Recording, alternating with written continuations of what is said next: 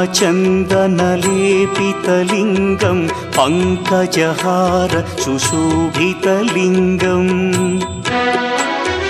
सञ्चितपापविनाशनलिङ्गं तत्प्रणमामि सदा शिवलिङ्गम्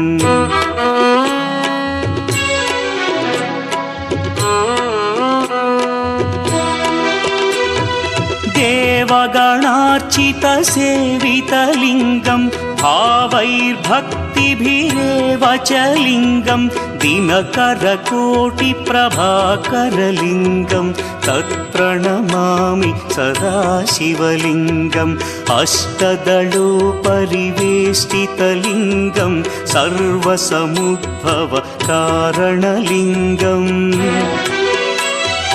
अष्टदरिद्र्यविनाशनलिङ्गं तत्प्रणमामि